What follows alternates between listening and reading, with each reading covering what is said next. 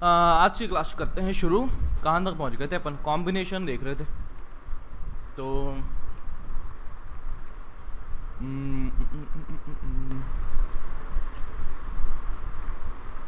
अच्छा, हेडिंग डाल दूँ, this is combination of plates.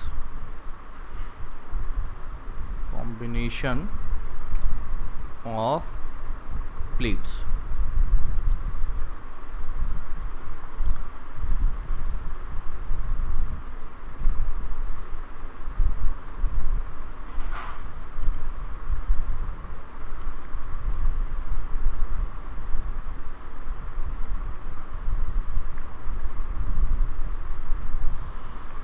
ऐसा है, ये इसको मैंने कहा ए, इसको मैंने कहा बी, एंड ये जो एरिया है इस प्लेट का एरिया है, that area is A, and this separation is D, this is D, and this is D. तो पूछा गया है, बताइए capacitance between points A and B. A और बी पॉइंट्स के बीच में कैपेसिटेंस बताइए क्या होगा। तो एक बार आप खुद से सोचिए कि क्या करें इसमें। मतलब आपको क्या दे दिया गया है, ये ए से जुड़ी हुई दो प्लेट्स हैं, एक तो ये रही ऊपर वाली और ये रही नीचे वाली। इसी तरह से बी पॉइंट से जुड़ी हुई दो प्लेट्स हैं, एक तो ऊपर वाली एक बीच, ये आपको दिख रहा है दो प्लेट्स जुड़ रही हुई दिख रही हैं। तो आपसे बोला गया है कि ए और बी से जो जुड़ी हुई प्लेट्स हैं उसकी मदद से यहाँ पर कैपेसिटेंस बना है और उसकी वैल्यू कितनी है ये पूछी गई है।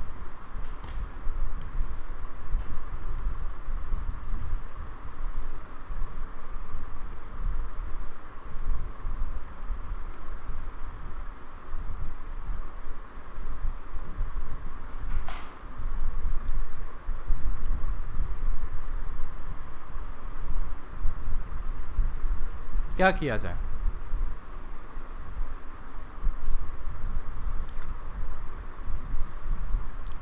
देखो, मैं देखता हूँ कि यार ए से जुड़ी हुई जो प्लेट्स होंगी हैं तो वो कंडक्टर ही, और कंडक्टर है तो इसका मतलब मैं कह सकता हूँ कि उसके हर एक पॉइंट का पोटेंशियल जो होगा वो सेम होगा। तो आई कैन से कि यार इस पॉइंट को मैंने अगर ए कहा तो मैं कह सकता हूँ कि यार इस पॉइंट को भी ए कहा सकता है। सिमिलरली इस पॉइंट को भी ए कहा जा सकता है। अगर मैं देखता हूँ ये है पॉइंट बी, तो इसका मतलब इस पॉइंट को भी बी कहा जा सकता है और इस पॉइंट को भी बी कहा जा सकता है। सर ऐसे कैसे? बिकॉज बच्चा आप देख सकते हैं दिस इज़ अ कंडक्टर, और कंडक्टर में यहाँ पर जब इलेक्ट्रोस्टैटिक कंडीशन में आ गए, जहाँ पर भी चार्जेस जाने थे वो जा चुके हैं, तो फिर फाइनल सिचुएशन में मैं देखता हूँ कि यहाँ पर सभी पॉइंट्स के लिए पोटेंशियल बराबर आ जाएगा। कंडक्टर के सभी पॉइंट्स का पोटेंशियल आपस में बराबर आ जाएगा। तो ये इस तरीके से हो चुका है। अब मैं देखता हूँ कि let's say this point is A, let's say this point is B. तो मैं देखता हूँ यहाँ पर ये रहा ए और ये रहा बी, और ए और बी के बीच में एक कैपेसिटर मुझे दिख रहा है। तो ये वाला कैपेसिटर मैंने ड्रॉ कर लिया है। इसकी कैपेसिटेंस कितना लिखा जाएगा बोलो? एप्सिलॉन नॉट ए अपॉन डी लिखा जाए। फिर अगर मैं इसकी बात करता हूँ तो ये किसके बीच में है? देखिए, ए प्लेट तो नीचे रही, बी प्लेट ये रही ऊपर। तो वंस अगेन मुझे ए और बी के बीच में एक और कैपेसिटर दिखा, ये आ जाएगा एप्सिलॉन नॉट ए अपॉन डी बन जाएगा।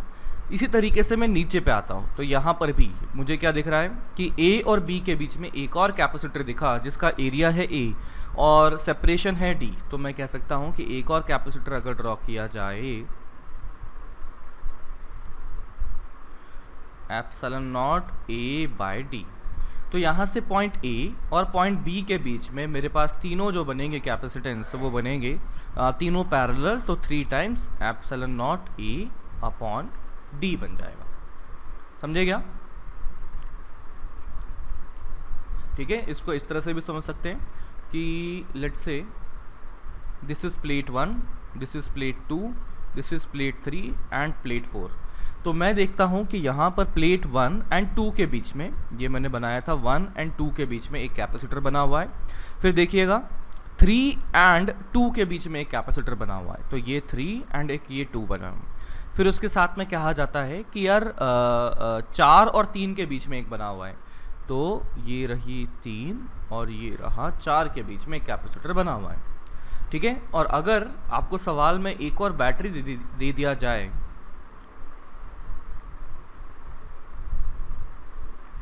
ये दे दिया मैंने एप्सिलॉन, तो ये मुझे बैटरी ईएमएफ दे दिया, तो पूछा है charge on each plate, charge on each plate, यानी कि प्लेट नंबर 1, 2, 3 एंड 4 पर चार्ज पूछा गया है, कितना आएगा।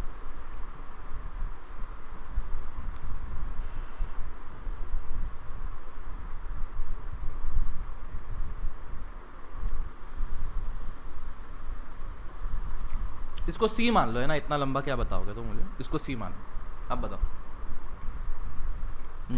1 पर कितना होगा, सी ई, ठीक है। 2 पर,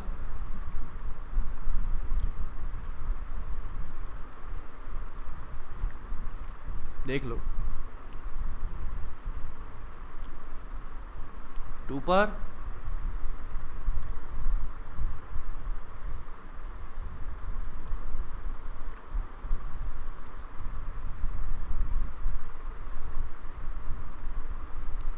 बोलो 2 पर कितना, नहीं रे बाड़ा, देखो एक बार, -2C,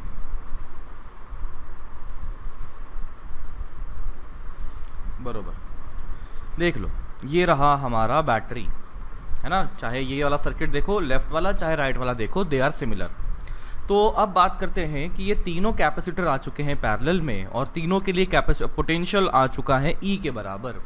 तो आई कैन से जो यहाँ पर चार्जेस लिखे जाएंगे, इस पर लिखा जाएगा कितना, +CE लिखा जाएगा। इस पर कितना लिखा जाएगा बोलो, -CE लिखा जाएगा। यहाँ पर CE एंड -CE, यहाँ पर +CE एंड -CE। अभी सवाल ख़त्म नहीं हुआ है, सवाल में क्या पूछा था, प्लेट नंबर 1 पर चार्ज बताओ, 2 पर बताओ, 3 पर बताओ एंड 4 पर बताओ। तो यहाँ पर देखा जाए तो 1 कहाँ पर लिखा हुआ है, बस एक जगह लिखा हुआ है, तो यानी कि 1 का जो चार्ज होगा, चार्ज ऑन प्लेट नंबर 1,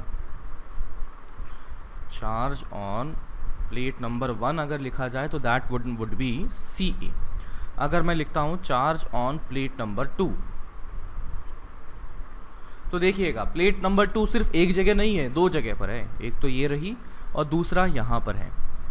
तो मुझे देखना पड़ेगा यहाँ पर -CE बीच में बना है और -CE नीचे बना है, तो -2 टाइम्स CE बन चुका है चार्ज ऑन प्लेट नंबर 2। अगर मैं लिखता हूँ plate number 3, charge on plate number 3, तो प्लेट नंबर 3 देखिए कितनी जगह दिखा, 2 जगह देखा, कितना हो जाएगा 2CE। And charge on plate number 4 कितना जगह दिख रहा है, एक जगह दिख रहा है, और that one would be -CE। और इस तरीके से हमारे पास में बन जाएगा नेट कितने कैपेसिटेंस है, कितने चार्जेस आए हुए हैं, किस प्लेट पर कितना चार्ज बना हुआ है। ठीक है, समझे क्या, कोई डाउट है क्या, बोलो।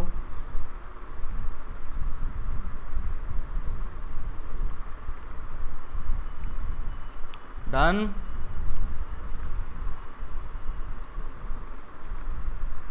चलिए नेक्स्ट क्वेश्चन।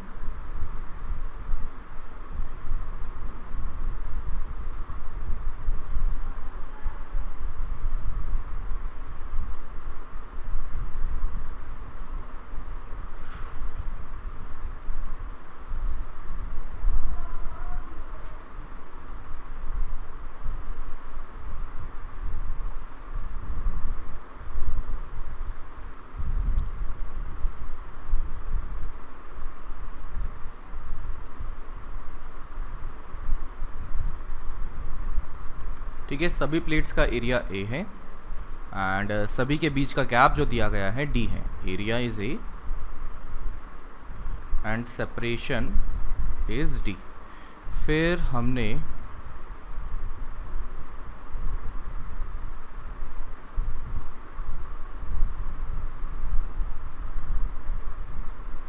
इस तरह से बैटरी का ईएमएफ कर दिया है ई।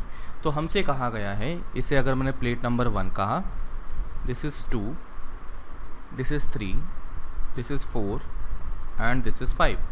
तो बताइए कि नेट कैपेसिटेंस क्या होगा। पहली बात तो सी इक्विवेलेंट बताइए, एंड दूसरी बात सभी प्लेट्स पर चार्ज।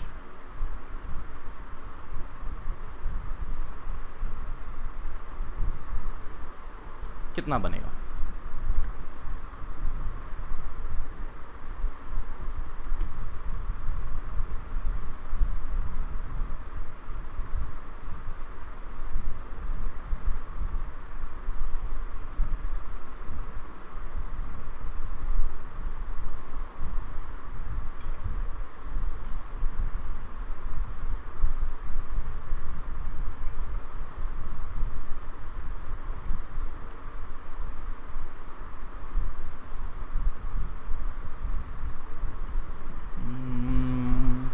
ऐसा रहेगा।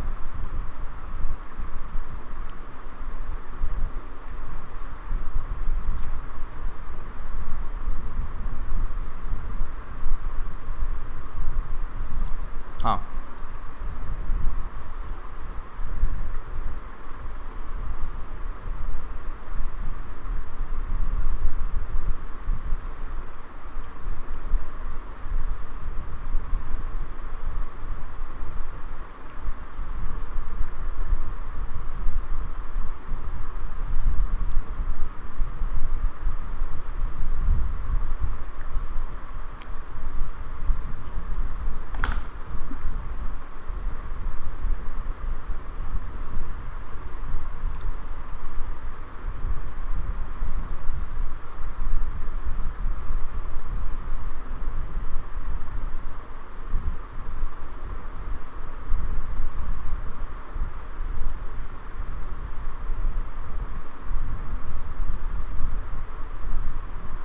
चार पे 0 आएगा।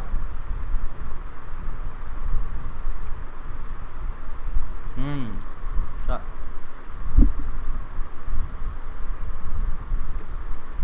लग तो नहीं रहा मुझे। चलो देखते हैं। तो देखिए कि लेट्स से इस पॉइंट को मैंने कहा ए, और जो दूसरे वाला है इसको मैंने कह दिया बी। ठीक है, तो मुझे देखना है ए और बी के बीच में कैपेसिटेंस कितना है वो देखना है। तो ये जो एस शेप में आपको दिख रहा है, क्या ये पॉइंट ए से जुड़ा हुआ है? क्या ये बी से जुड़ा हुआ है? नहीं, तो ये कुछ और ही है, मैंने कह दिया सी। तो देखिएगा अभी इसका कैपेसिटेंस बनाना पड़ेगा।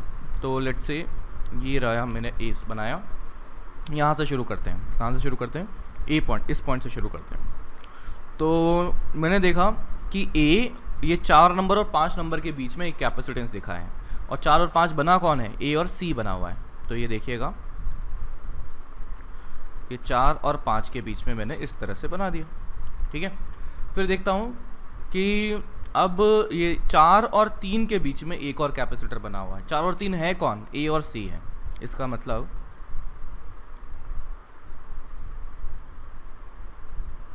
ये बन गया 4, ये बन गया 3। ठीक है, फिर अब बताइए क्या करें? सी से बी के बीच में, यानी कि 3 और 2 के बीच में देखते हैं। तो ये देखो, ये रहा सी और ये रहा बी।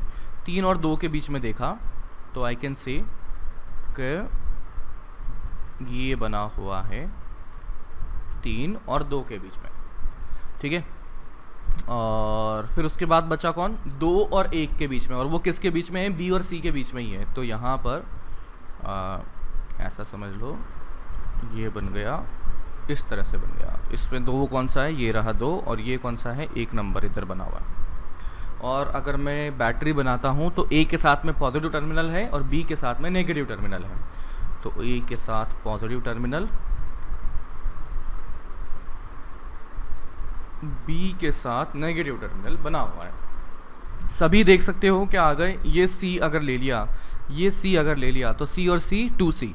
सिमिलरली यहाँ पे सी और यहाँ पर सी, तो सी और सी 2C। तो ये 2C और 2C सीरीज़ में, तो इफेक्टिवली यहाँ बन जाएगा सी। तो सी इक्विवेलेंट जो बनेगा वो बनेगा सी, यानी कि epsilon not E upon D बन जाएगा। तो ये मेरे पास पहला पार्ट तो बन गया। अब दूसरा पार्ट है कि भैया इस पे चार्ज बताओ। तो इफेक्टिवली कैपेसिटेंस कितना बन गया था, सी बन गया था। इसका मतलब बैटरी ने जो चार्ज दिया होगा वो दिया होगा CE। अब बैटरी ने चार्ज दिया तो यहाँ पर दो प्लेट्स बनी हुई है, दो कैपेसिटर बने हुए हैं, दोनों में डिस्ट्रीब्यूट होगा किस रेशो में, कैपेसिटेंस के रेशो में। कैपेसिटेंस ज़्यादा तो चार्ज भी वहाँ ज़्यादा पहुँचेगा, बट दोनों यहाँ पर इक्वल हैं। तो इसका मतलब यहाँ पर जो बनेगा CE/2 एंड CE/2। अगर मैं इसकी बात करता हूँ तो this one would be -CE/2 and -CE/2। इसी तरीके से आगे अगर पहुँचते हैं तो मैं कह सकता हूँ फिर से हमारे पास चार्ज डिस्ट्रीब्यूट होगा दोनों में। तो this is CE/2 and -CE/2 and -CE/2। तो अब मैं कहता हूँ charge on plate 1, charge on 1, देख लेते हैं 1 कहाँ दिख रहा है। ये CE/2 दिख रहा है। फिर चार्ज ऑन 2 अगर लिखा जाए, कितना लिखूं, -CE। चार्ज ऑन 3 लिखें तो 3 किधर है, ये रहा 3, हाँ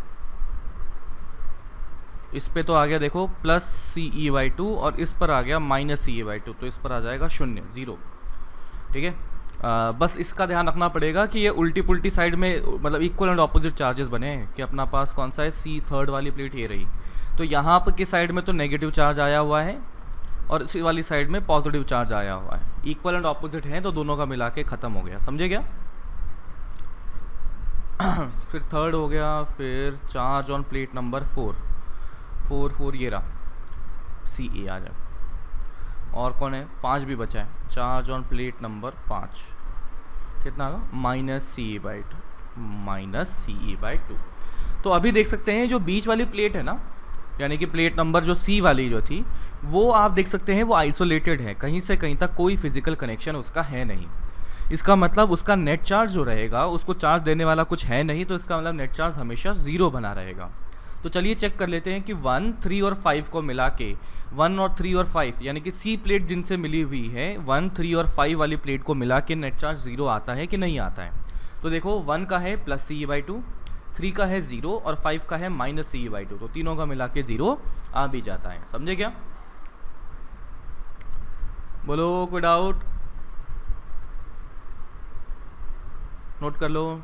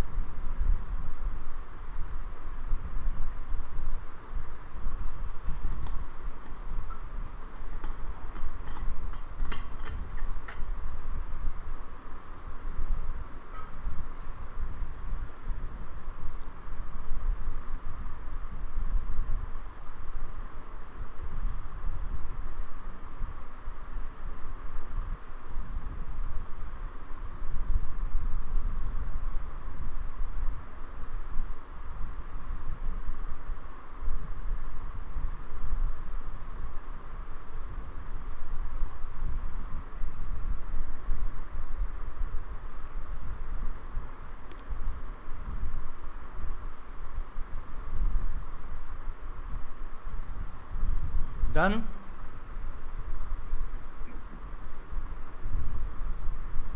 Next question.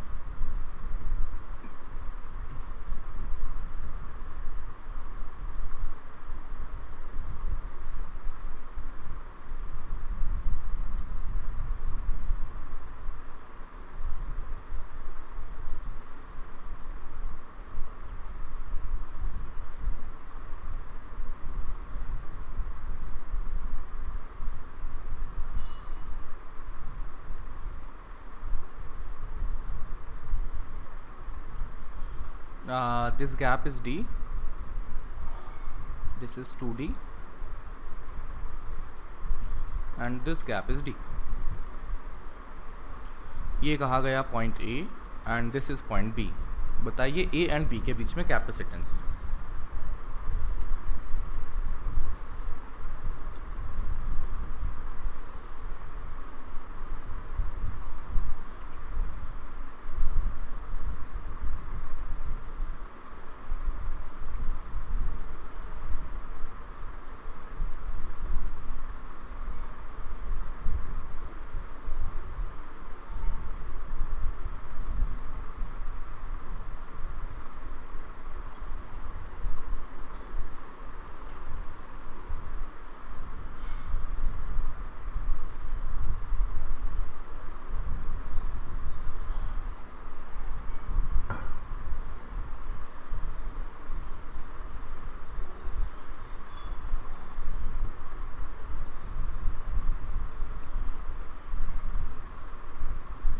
इतना टाइम थोड़ा लगता है यार.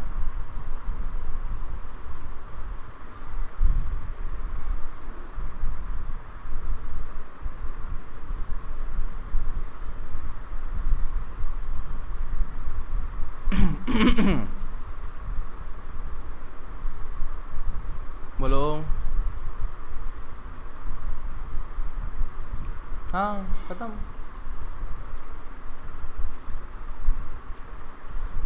यहाँ देखो, ये पॉइंट A कहा, मैंने इसको कहा plate number 1, plate number 2, plate number 3 and 4. तो मैं देखता हूँ दिस इज पॉइंट A के साथ में जुड़ी हुई है plate number 2. Plate number 2 is connected, ठीक है. और ये B के साथ में प्लेट नंबर 1 देखा, तो ये मेरे पास बन गया A और B, और इनके बीच का कैपेसिटेंस मैंने कह दिया ये, और इसके वैल्यू कितना, epsilon not A upon D. Now let us talk about plate number 2 और 3 के बीच में. तो वो क्या लिखा जाएगा, epsilon not A upon 2D. ऐसा है क्या, 0 बनेगा. रीज़न बीइंग कि भाई ये तो एक ही प्लेट है, मतलब ये पॉइंट A से ही जुड़ा हुआ है, तो इनके बीच में कभी भी कोई भी पोटेंशियल डिफरेंस जनरेट नहीं हो पाएगा. दोनों का पोटेंशियल हमेशा हमेशा सेम रहेगा. इसमें कहीं से कहीं तक कोई एनर्जी बीच में नहीं फंसने वाली है. तो आप यहाँ पर क्या बोल सकते हैं कि भैया इसका तो कोई कंट्रीब्यूशन नहीं होगा यहाँ पे, ना तो चार्जेस में, ना ही एनर्जी में, ना ही किसी चीज़ में. पोटेंशियल डिफरेंस ही नहीं बनने वाला है. अगर बात करते हैं यहाँ पर 3 और 4 के बीच में, तो 3 और 4 को अगर देखा जाए तो A से जुड़ा हुआ है प्लेट नंबर 3 और B से जुड़ी हुई है प्लेट नंबर 4. तो अभी देखिएगा ये कितना आ गया, epsilon not A upon D आ गया. तो यहाँ से कितना हो जाएगा, देख सकते हैं दोनों इक्वल कैपेसिटेंस हैं, दोनों पैरेलल में हैं. तो जो C इक्विवेलेंट बना वो बन चुका है 2 times epsilon not A upon D बन चुका है. तो इस तरीके से हमारे पास C इक्विवेलेंट बन जाएगा. Any doubt?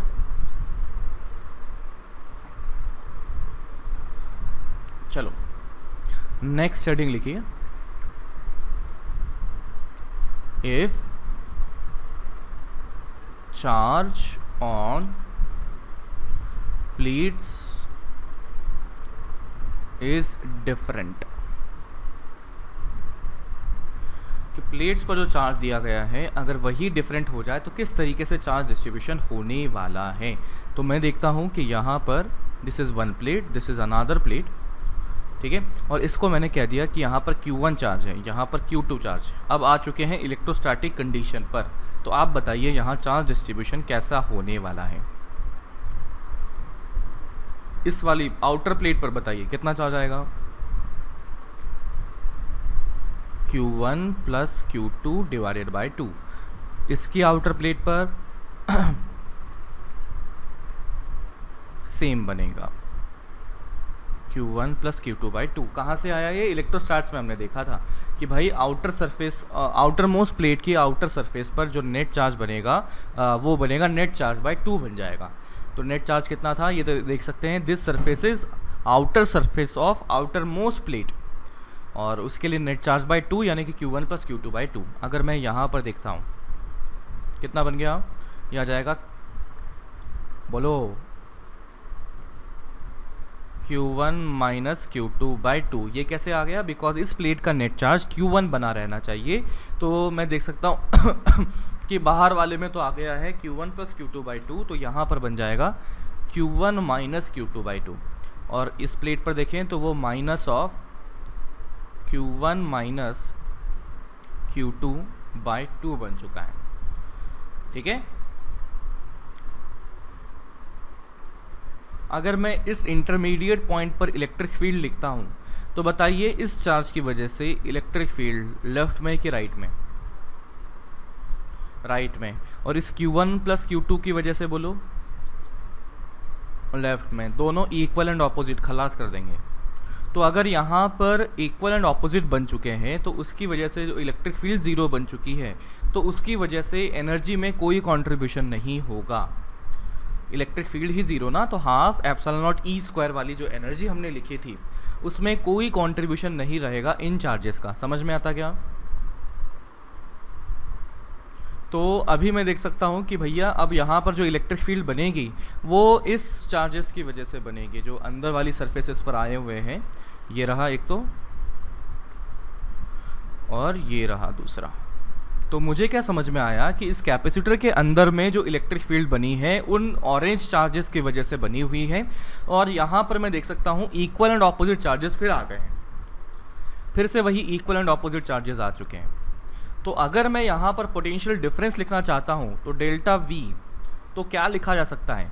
Charge of the capacitor, तो वो कितना बना है? Q1 माइनस Q2 बाई 2 बन चुका है इस बार, डिवाइडेड बाय C कर दें।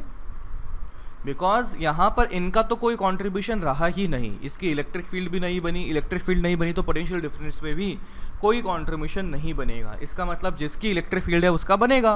तो मैं देखता हूँ कि एक तो ये Q1 माइनस Q2 बाई 2 और दूसरा है minus of Q1 minus Q2 by 2। तो एज यू कैन सी कि ये इक्वल एंड ऑपोजिट चार्जेस हैं, और ये बिल्कुल वैसा ही फंडा हो चुका है जैसे हम नॉर्मली कैपेसिटर में देखते थे।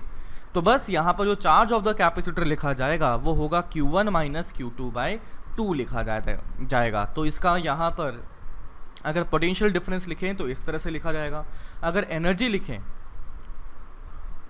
तो वो क्या बन जाएगा? Half Q square by 2C, और Q की जगह क्या लिखें? Q1 माइनस Q2 का होल स्क्वायर बाई 2 का होल स्क्वायर बाई 2 का होल स्क्वायर बाई C। तो इस तरीके से मैंने क्या कर दिया है, इसके लिए एनर्जी भी लिख दिया है कि भैया इस कैपेसिटर का कितना होगा। समझे क्या? चलिए नोट कर लीजिए, सवाल करते हैं।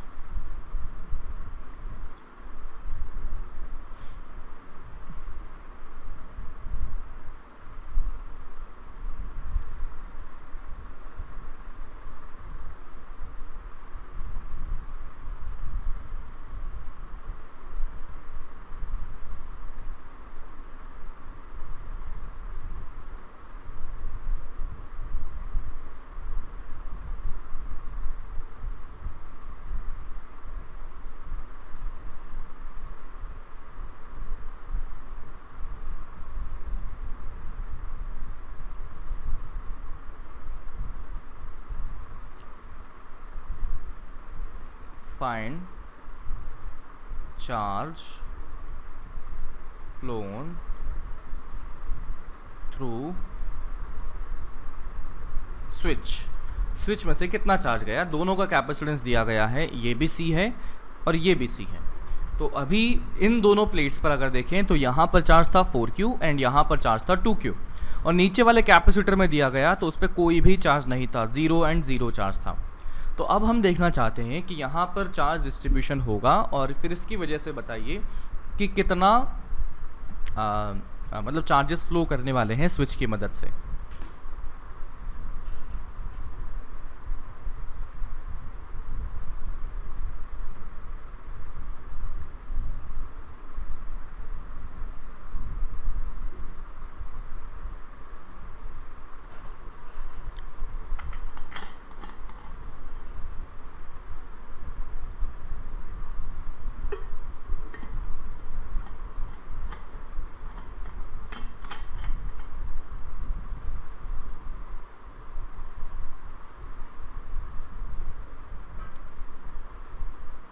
बताओ।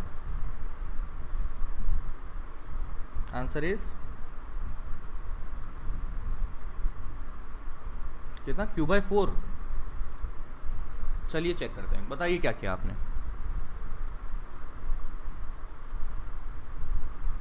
ठीक है, तो इसका मतलब यहाँ पर आ जाएगा outer surface of outer plate,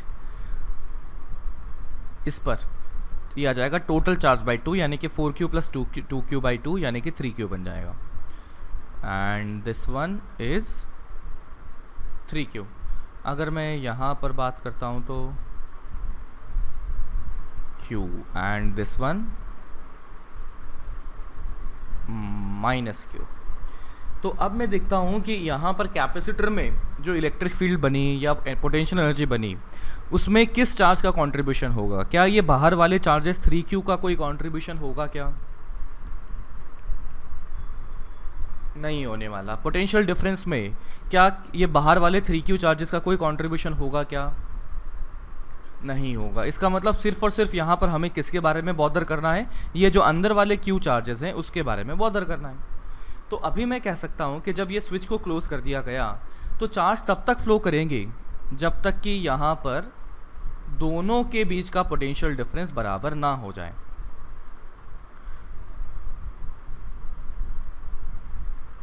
तो I can say over here कि यहाँ के लिए कितना था, यहाँ पर बाहर वाले पे तो आ गया था 3Q और इस वाले पर आ गया था 3Q। बिल्कुल, इसमें कोई चेंजेस नहीं होंगे। क्यों?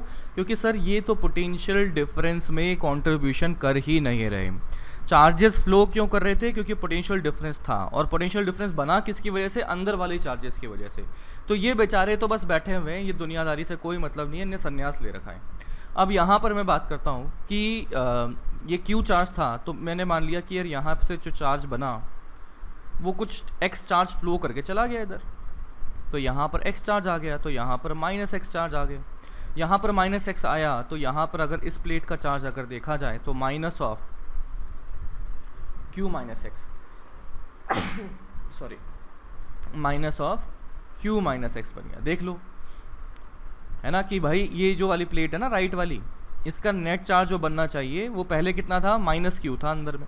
तो अब देख लो कि यहाँ पर जो चार्ज बना कितना बना? माइनस ऑफ ब्रैकेट के अंदर में Q - X और यहाँ पर -X, दोनों को मिलाओ, देखो कितना आ गया। अरे दोनों का ऐड करके बता दो बाबा।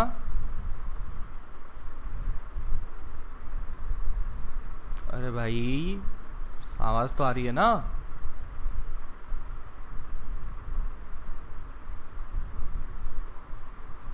अरे गधों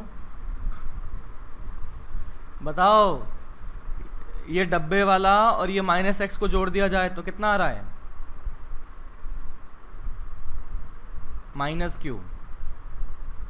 और उतना आना भी चाहिए था, उतना आना भी चाहिए था। क्यों? क्योंकि ये जो राइट हैंड साइड वाला सिस्टम बना है, कौन सा राइट हैंड वाला देखता हूँ मैं, बताता हूँ। ये राइट हैंड वाला, ये राइट हैंड वाले सिस्टम की अगर मैं बात करता हूँ तो ये लेफ्ट वाले से कोई फिजिकल कांटेक्ट बना नहीं है इसका, समझे क्या? कहीं से कहीं तक कोई लेफ्ट वाला टच कर रहा है क्या इधर? इसको नहीं कर रहा है। तो इसका मतलब जो नेट चार्ज बना रहेगा इसका हमेशा हमेशा उतना ही बना रहेगा जितना पहले है। तो मैं देखता हूँ कि भैया यहाँ पर तो 3Q आ गया और यहाँ पर -Q आ गया। इसका मतलब यहाँ पर अगर मैंने 3Q लिख दिया तो बाकी बचे हुए चार्जेस का सम -Q बनना चाहिए। तो मैंने देखा ये डब्बे वाला एक चार्ज और ये -XX चार्ज, वो दोनों का मिला के नेट कितना होना चाहिए बोलो? 0 बनना चाहिए, समझे? सॉरी -Q बनना चाहिए, -Q बनना चाहिए, समझे क्या? तो अब क्या करें? अब हो गया, तो अब मैं क्या करता हूँ, इधर ऐसे चलता हूँ। तो इस पॉइंट से शुरू करते हैं, तो उससे राइट साइड में गया तो KVL लिखता हूँ। तो मैं देखता हूँ राइट साइड में गया तो पॉजिटिव प्लेट से नेगेटिव गया या नेगेटिव से पॉजिटिव गया? पॉजिटिव से नेगेटिव। तो कितना हो गया? Q - X/C, लेकिन माइनस के साथ में, क्योंकि पोटेंशियल ड्रॉप हुआ है इस तरफ जाने पर। फिर उसके बाद में मैं यहाँ पहुँचा तो इस तरह से जाने लगा तो नेगेटिव से पॉजिटिव, तो क्या लिखा जाना चाहिए, plus x by c should be equal to 0। तो यहाँ से आया minus q by c plus x by c और प्लस एक्स बाई सी, तो ये 2 इधर आ जाएगा, तो x is equal to Q by 2। इसका मतलब जो चार्ज फ्लो किया है जो कि x था वो कितना आ चुका है, answer is charge flown through switch अगर लिखें तो that is equal to Q by 2, that is the final answer. बोलो एनीवन, एनी डाउट? डन। इसका second part, find heat loss.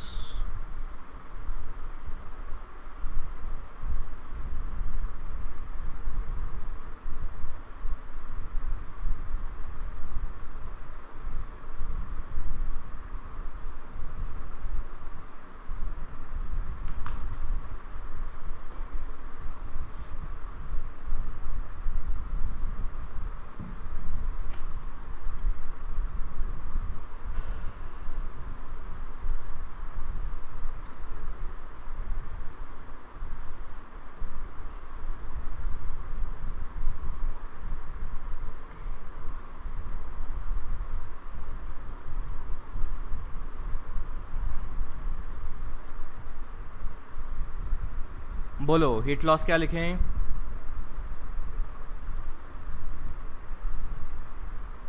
अरे ऐसे मरे हुए कैसे बैठे हो बाबा आज? जल्दी बोलो, हीट लॉस क्या लिखें? कैलकुलेशन छोड़ो, फंडा तो बता दो।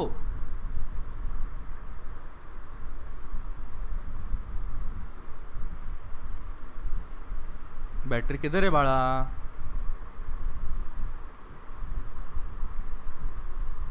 क्या?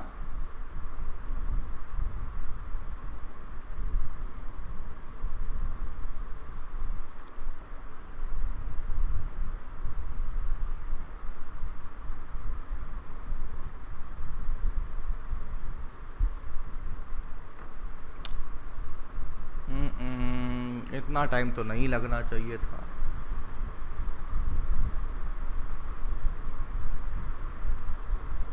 एनीवन?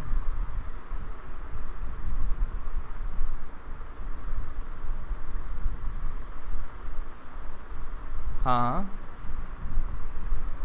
तो ये तो चार्ज लिख दिया, फिर एनर्जी। अरे हीट लॉस पूछा है ना तुमने, तो आधा ही बताया मुझे तो कि भाई उससे एनर्जी लिख देंगे, ठीक है फिर क्या करूँ उसका?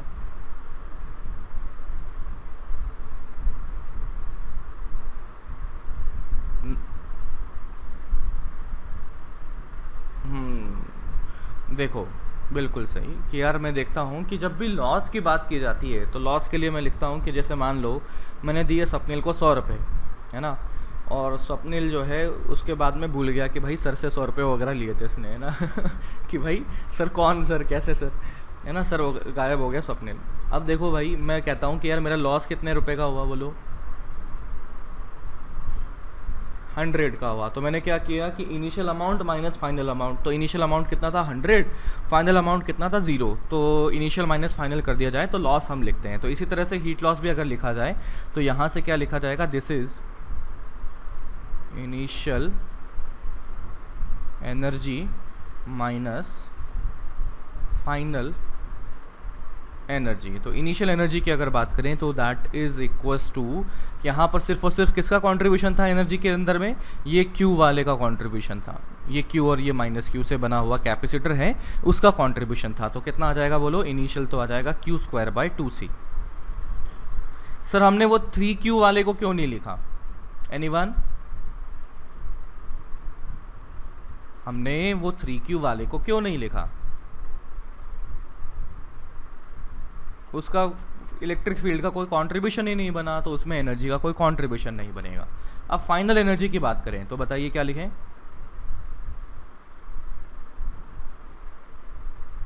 Final energy anyone?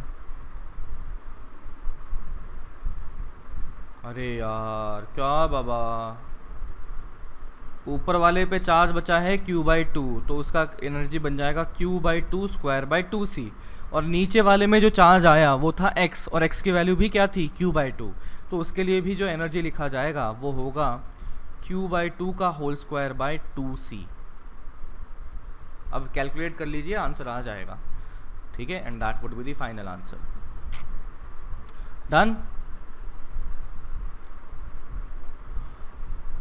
अरे बोलो बाबा, ऐसे चुपचाप कैसे बैठे रहोगे। नेक्स्ट क्वेश्चन, नेक्स्ट क्वेश्चन यहाँ पर है।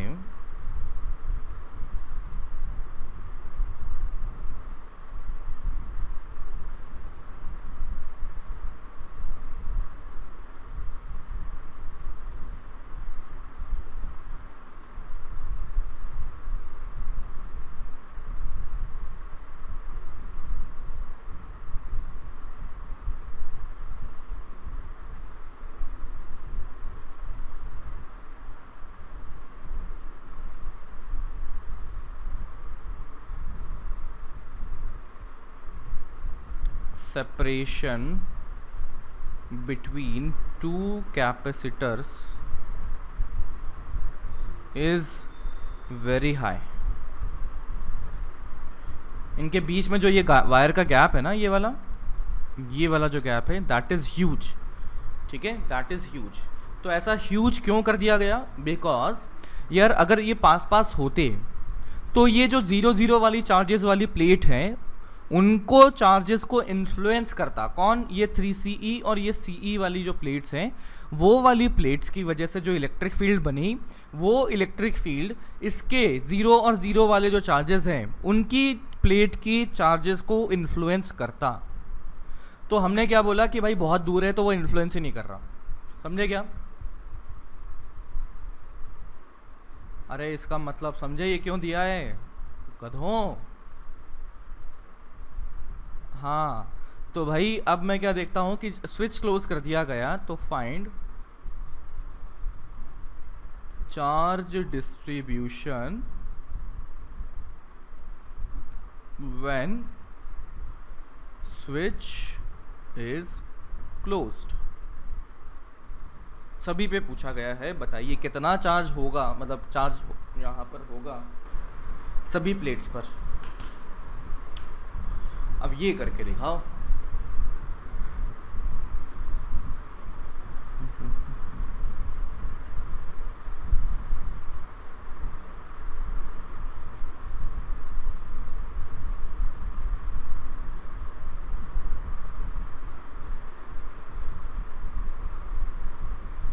बोलो जी।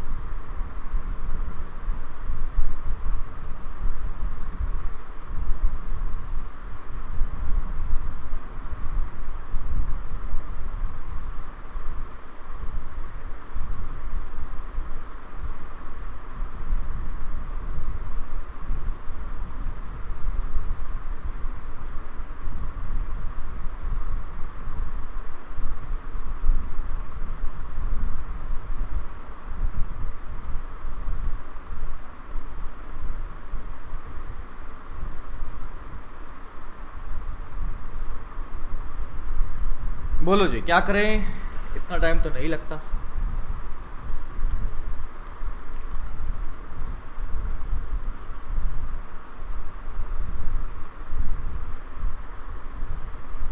कैपेसिटेंस सी है। अरे तुम ट्राई भी कर रहे हो क्या मतलब पूछा भी नहीं कैपेसिटेंस के बारे में कि सर कैपेसिटेंस क्या है।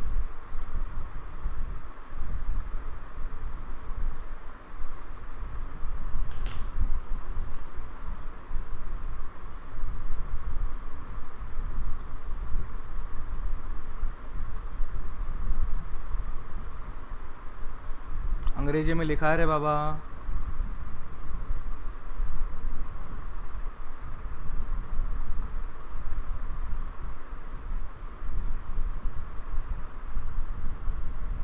तो क्या बीच में था नहीं क्या? अभी मैंने बताया था, अभी बताऊंगा वापस।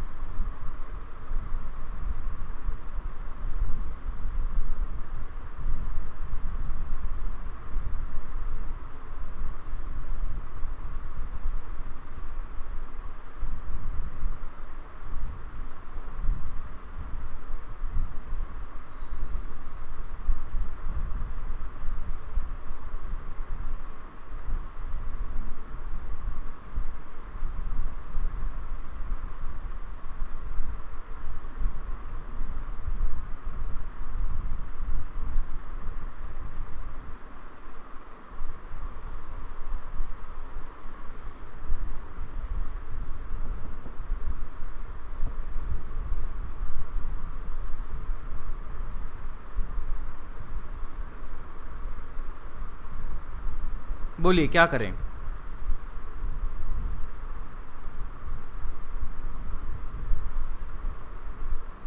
इनिशियल क्या होगा बताइए?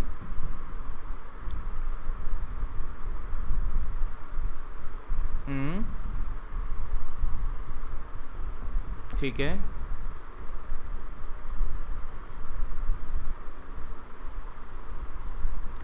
ऐसा क्यों?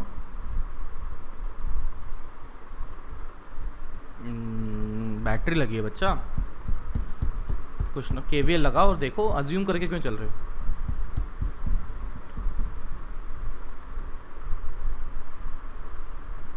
कि बिगिनिंग वाली सिचुएशन में यहाँ पर जो चार्ज बनेगा, this is 2Ce and this is 2Ce, तो इस कंडीशन में यहाँ बना Ce and this one would be minus of C minus Ce। इतना तो ये पहले वाली कंडीशन थी।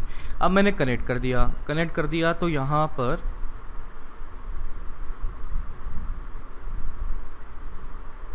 जो चार्जेस बने वो देखा जाए तो इन पर तो कोई फ़र्क पड़ेगा नहीं, ये 2Ce वैसा का वैसा ही, ये 2Ce वैसा का वैसा ही। अब बात करते हैं, यहाँ पर अंदर था Ce, तो मैंने माना कि यार चलो यार x चला गया होगा इधर, तो यहाँ पर इसका मतलब क्या रहा होगा, ये हो गया Ce माइनस x इधर रहा होगा, ठीक है। और यहाँ पर जो प्लेट में आ गया minus of Ce minus x इधर चला गया। सही लिखा गया मैंने? अगर x इधर चला गया तो x इधर आएगा, उल्टा लिख दिया मैंने, इसको अपन कर लेते, ये माइनस x गया है ना, माइनस x ऐसा गया तब जाके यहाँ पर माइनस x आएगा, समझे क्या? और अगर यहाँ माइनस x आया, इसका मतलब इस प्लेट के लिए माइनस x चार्ज होगा और इस प्लेट के लिए फिर प्लस x चार्ज होगा। अब यहाँ पर मैंने दिया था कि यार इन दोनों कैपेसिटर के बीच की दूरी बहुत बहुत ज़्यादा है, और इसका रीज़न ये था बिकॉज कि कैपेसिटर की प्लेट पर जो चार्जेस होते हैं वो इन्फ्लुएंस होते हैं बाहर की इलेक्ट्रिक फील्ड से। अगर इनके बीच की जो दूरी है वो कम रहती तो यहाँ के जो चार्जेस हैं, यानी कि ये 2Ce, ये जो चार्जेस बने हुए हैं और ये 2Ce जो बना हुआ है, उसकी वजह से यहाँ के जो चार्जेस माइनस x और ये प्लस x है वो इन्फ्लुएंस हो रहे होते।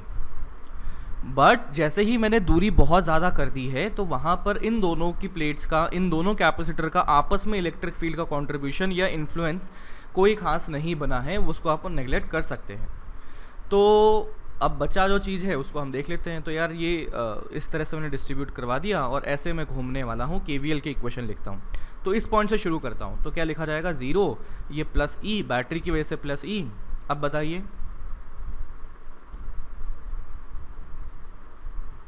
Minus of Ce minus x by C, ठीक है। फिर इस दूसरे पर पहुंचे, फिर प्लस होगा कि माइनस होगा, प्लस होगा, प्लस x बाय C बराबर 0।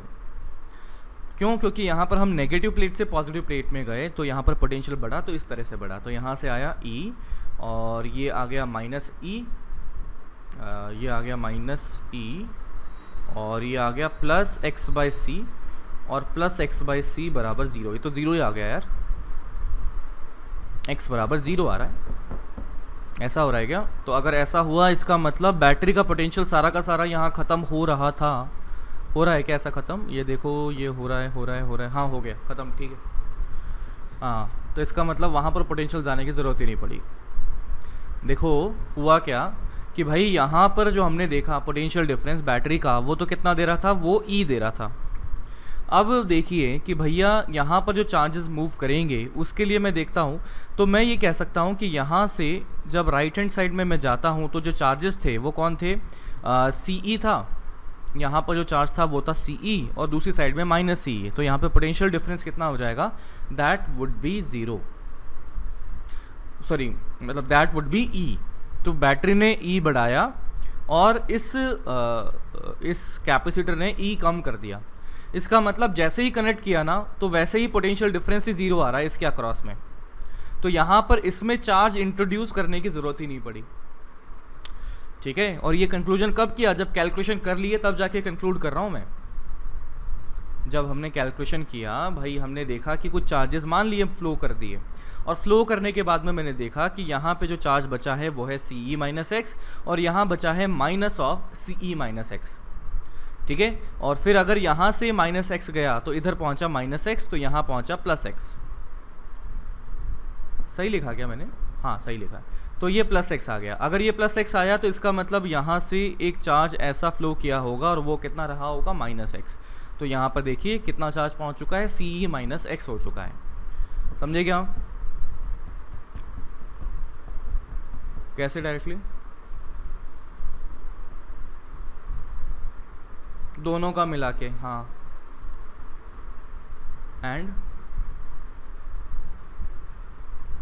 And how do you know कि एक का ज़ीरो होगा? समझे क्या? तो इस तरीके से ऑर्डिनरी चार्ज सिस्टम के लिए हम देख सकते हैं कि भैया चार्ज क्या बनेगा। और ध्यान दीजिए, इसका महत्व समझ लीजिए कि separation between the capacitor is very high. अगर सेपरेशन हाई नहीं होता तो ये जो चार्ज आया है ना माइनस एक्स, ठीक है, इस चार्ज में क्या हो रहा होता कि ये जो 2CE चार्जेस थे, ये जो 2CE चार्जेस यहाँ पर थे, ये चार्जेस की वजह से यहाँ पर इस प्लेट पर राइट हैंड साइड में इलेक्ट्रिक फील्ड बन जाती, और उस इलेक्ट्रिक फील्ड को काउंटर करने के लिए यहाँ पर अलग से चार्जेस इंट्रोड्यूस करने पड़ते, चार्जेस इंड्यूस होने पड़ते, और वो फिर सिचुएशन को और गड़बड़ कर देते। तो वो हम नहीं चाहते हैं, इसलिए हमने क्या बोल दिया कि यार उनके बीच की जो दूरी है पहले से ही बहुत बहुत बहुत ज़्यादा है। समझे क्या? समझे क्या? बोलो, अरे बोलो बाबा। तो इसका मतलब फाइनली जो अगर देखा जाएगा तो वो ऐसा ही बना होगा जैसा पहले था, बस स्विच ओपन था पहले, बाद में स्विच क्लोज कर दिया। तो यहाँ से बना है this is 2CE, 2CE, this is CE minus CE 0 0 and battery E। इस तरीके से बना हुआ, समझे? हाँ जी बच्चा। तो अगर मैं कहता हूँ कि बताओ इसके एनर्जी लॉस कुछ हुआ होगा क्या? यहाँ पे नहीं हुआ होगा, क्योंकि चार्ज ही फ्लो नहीं कर रहा है। सिस्टम जैसा पहले था बिल्कुल डिट्टो वैसा का वैसा बना हुआ है। तो इसका मतलब इनिशियल एनर्जी जितनी थी, फाइनल एनर्जी भी उतनी की उतनी ही बनी हुई है। तो energy loss would be zero, ठीक है, energy loss would be zero. अच्छा, अब जैसे वो रिवीजन क्लास है, मेरे को ये लगता है कि मतलब मेरी मेहनत करवाओगे, इससे अच्छा ये है कि मैं तुमसे मेहनत करवाऊँ है ना। और उसके लिए मैं क्या करूँगा कि आपको कुछ क्वेश्चंस देने वाला हूँ। जैसे मान लीजिए कल वाली क्लास में, जो मंडे वाली क्लास होगी, we will start with photo electric effect. तो I will give you some questions, आज मैं शाम तक आपको अपलोड कर देता हूँ। आपका काम ये रहेगा कि मंडे तक वो सवाल सॉल्व कर लीजिए, and we will discuss over there. तो भी जो भी डाउट होंगे वो ख़त्म हो जाएंगे, और जो भी फंडामेंटल्स आपके गड़बड़ हो रहे होंगे ना, जो भी समझने में दिक्कत हो रही होगी, आप वहाँ पर पूछ भी लीजिएगा, ठीक है ना। मेरी मेहनत से मतलब तुम्हें फ़ायदा नहीं होगा, तुम्हारी मेहनत से तुम्हें फ़ायदा होगा। ठीक है ना। तो मैं आज शाम तक ऐसा करवाता हूँ कि आपको कुछ क्वेश्चंस अपलोड करता हूँ मैं इसके, and try to solve them. Okay, ठीक है बच्चा बोलो। ओके ठीक है, तो चलिए आज इतना ही रखते हैं अपन, एंड होमवर्क करते रहिएगा। कल अपन क्लास करेंगे डिस्कशन वाली, एंड अपना जो सिलेबस रहेगा जो इसमें मंडे वाले में सिलेबस रहेगा करंट इलेक्ट्रिसिटी तक रहेगा, capacitor will not be the part. Okay, आज में भी capacitor will not be the part. ठीक है, तो चलिए बाय बाय, कल मिलते हैं।